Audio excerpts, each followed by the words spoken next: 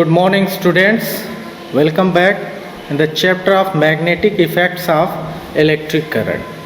In this chapter, we have talked so many topics. Lastly, electric generator. In this last topic, we will discuss about domestic electric circuit. आज का ये topic हमारा इस chapter का last topic है. इसमें हम पढ़ेंगे कि किस तरह से हमारे घरों के अंदर जो सर्किट बनाई जाती है, इलेक्ट्रिक सर्किट, वो कैसे बनाई जाती है और इसमें क्या क्या अरेंजमेंट्स होते हैं, इस पर हम डिस्कस करेंगे स्टूडेंट्स. फर्स्ट ऑफ ऑल, यहाँ पर आपको स्क्रीन पर डोमेस्टिक इलेक्ट्रिक सर्किट बनी हुई दिखाई दे रही है. स्टूडेंट्स, हम जानते हैं in our homes we receive the supply of electric power from mains supply, that is also called as mains, जिसे हम मेंस के नाम से जानते हैं. यानी हमारे घरों के अंदर मेंस से सप्लाई आती है. And this mains is supported either through overhead electric poles और अंडरग्राउंड केबल्स.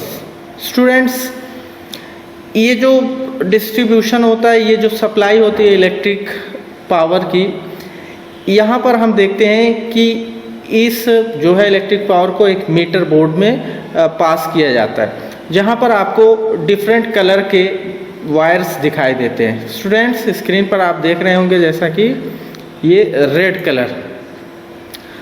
कलर का ये जो वायर है, यहाँ पर this red colour wire is live wire. Students, this live wire is also called as positive. इसको पॉजिटिव भी कहते हैं.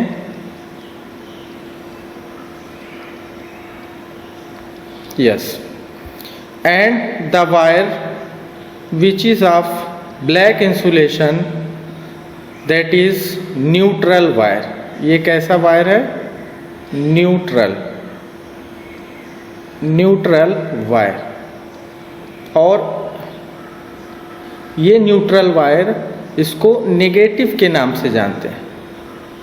नेगेटिव. यस स्टूडेंट्स, ये जो मेन से सप्लाई आती है, इसके अंदर आप दो तरह के वायर्स देखते हैं. रेड इंसुलेशन जो कवरिंग वाले वायर होते हैं, दैट इज़ लाइव वायर, और इसको पॉजिटिव के नाम से भी जानते हैं. और black insulation wire is known as neutral wire, जिसे नेगेटिव वायर के नाम से भी जाना जाता है. नाउ, अब आपको पता है कि in India the supply of electric power having 220 volt potential difference between two end. Students, कितना potential difference होता है? potential difference जो पाया जाता है वो 220 वोल्ट होता है. 220 वोल्ट. इंडिया के अंदर जो इलेक्ट्रिक पावर की सप्लाई होती है, उसकी जो पोटेंशियल डिफरेंस है वो 220 वोल्ट होता है. Okay, now in domestic circuit, अब ये जो सप्लाई आती है, मैंने बताया इसको मीटर बोर्ड से क्या किया जाता है, पास किया जाता है, जहाँ पर एक मेन फ्यूज़ लगा होता है. स्टूडेंट्स, यहाँ पर आप देख रहे हो स्क्रीन पर इलेक्ट्रिसिटी मीटर बोर्ड यहाँ पर. जी हाँ, ठीक है. जहाँ पर आपको दिख रहा है, फिर से आप देख सकते हैं. यस, इलेक्ट्रिसिटी बोर्ड्स फ्यूज़ के नाम से यहाँ पर नोट है. तो ये इलेक्ट्रिसिटी बोर्ड फ्यूज़, यहाँ पर आप एक फ्यूज़ देख रहे हैं. This one is fuse. और ये कैसा फ्यूज़ कहलाता है स्टूडेंट? ये मेन फ्यूज़ है. ठीक है, मेन फ्यूज़ है जो मीटर बोर्ड पर होता है.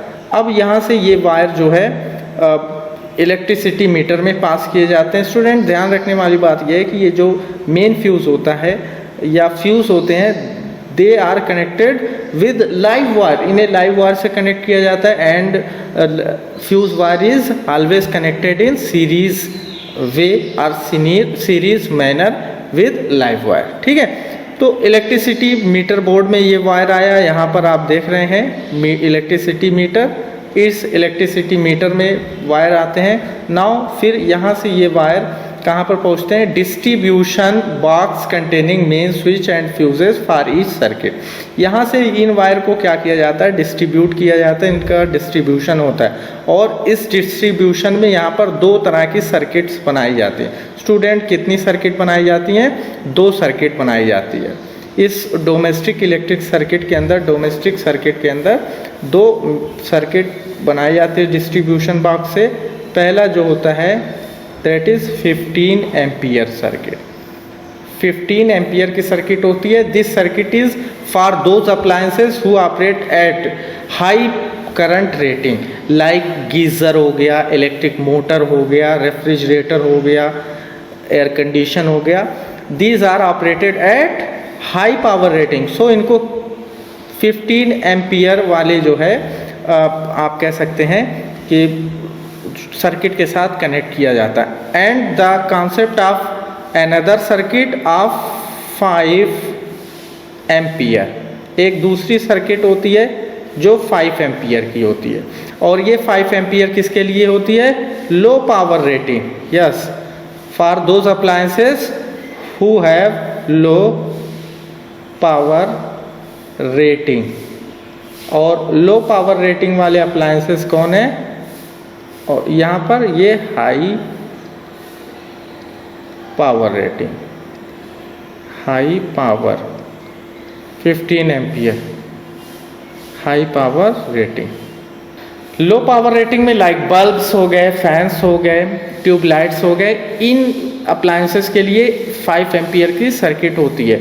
तो इस तरह से डोमेस्टिक इलेक्ट्रिक सर्किट के अंदर 2 जो है सर्किट बनाए जाते हैं। Now another third wire is of green colour coating या ग्रीन कलर की इंसुलेशन पाया जाता है, जिसे हम अर्थ वायर के नाम से जानते हैं। स्टूडेंट, इसको अर्थ वायर से के नाम से जाना जाता है। This wire is known as earth wire.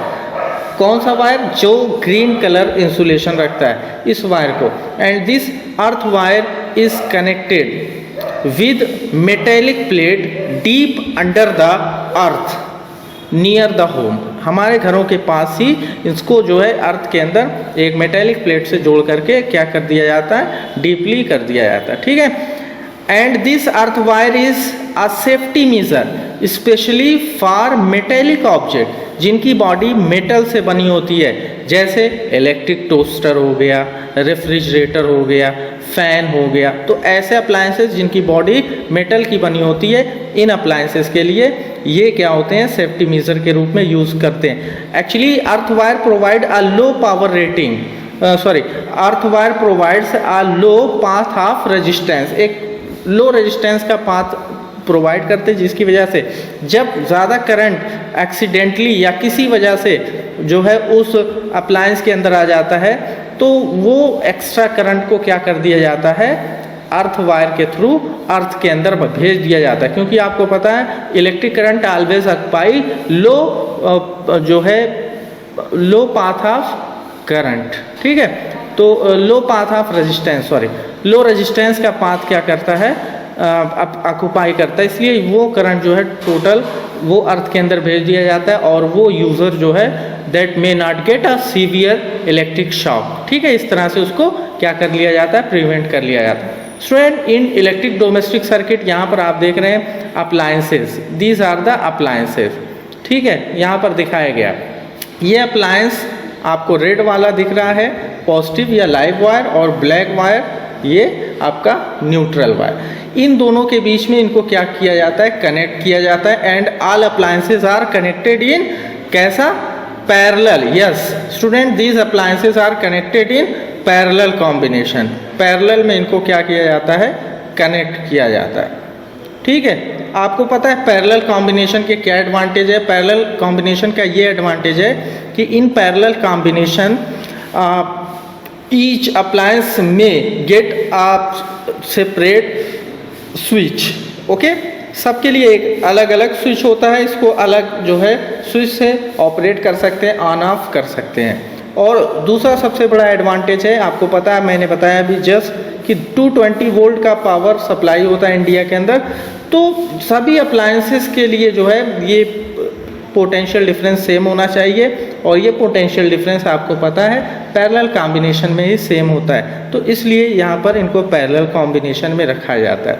Students, यहाँ पर आपने पढ़ा कि इस इलेक्ट्रिक सर्किट के अंदर फ्यूज वायर यूज होते हैं जो एक सेफ्टी मेजर होते हैं। अ fuse is a device in a circuit which prevent from overloading in circuit, okay. And this fuse wire is based on joules law of heating. आपने पिछले चैप्टर में इस पर डिस्कस किया कि जूल्स लॉ ऑफ हीटिंग पर क्या होता है, बेस्ड होता है। जैसे ही इलेक्ट्रिक करंट एक्सीड होता है, बढ़ता है, तो ये क्या होता है, मेल्ट हो जाता है और फिर उस इलेक्ट्रिक सर्किट को क्या करता है, सेव करता है, बचा लेता है। स्टूडेंट्स, हम यहाँ पर बात करने जा रहे हैं कि डोमेस्टिक इलेक्ट्रिक सर्किट पर कभी कभी ओवरलोडिंग और शॉर्ट सर्किटिंग की प्रॉब्लम होती है। स्टूडेंट्स, शॉर्ट सर्किटिंग के बारे में यहाँ पर हम डिस्कस कर रहे हैं। Touching of the live wire and neutral wire directly is known as short circuiting. The resistance when the two wire touch each other is very small. The current flowing through the wires become very large and hits the wire which can cause fire. कभी कभी क्या होता है, insulation किसी भी वजह से, ठीक है, खराब हो गया या मेल्ट हो गया, तो उस समय ये दोनों लाइव वायर और न्यूट्रल वायर एक दूसरे को टच करते हैं, और उस समय जो होता है वो जो सर्किट होती है उसका रेजिस्टेंस बहुत लो हो जाता है, बहुत कम हो जाता है, जिसकी वजह से करंट उसके अंदर एब्रप्टली यानी बहुत ज़्यादा मात्रा में इंक्रीज हो जाता है, और उस कंडीशन में ये सर्किट के अंदर क्या कर लेता है, आग पकड़ लेता है, बर्न करने लगता है। तो इस तरह से सर्किट के अंदर क्या होती है, शॉर्ट सर्किटिंग हो जाती है। तो इस शॉर्ट सर्किटिंग से बचाने के लिए ही जो है सर्किट के अंदर, डोमेस्टिक सर्किट के अंदर वो फ्यूज वायर का कॉन्सेप्ट होता है, फ्यूज वायर यूज़ किया जाता है। स्टूडेंट, आप यहाँ पर देख रहे हैं शॉर्ट सर्किटिंग के डायग्राम में आपको दिख रहा होगा कि लाइव वायर और अर्थ वायर जब दोनों टच हो जाते हैं तो यहाँ से एक लो रेजिस्टेंस का पाथ बन जाता है, और करंट वहाँ से पूरी तरह से क्या होता है, पास होने लगता है, जिसकी वजह से वहाँ पर क्या होता है, एक्सीडेंटल हाइक हो जाता है, या आप कह सकते हैं विच कैन काज फायर। यहाँ पर आप देख रहे हैं वहाँ पे आग पकड़ ले रही है। यहाँ आप देख रहे हैं डायग्राम के अंदर आपको दिख रहा है किस तरह से आग पकड़ रहा है। ओके स्टूडेंट्स, यहाँ पर ओवरलोडिंग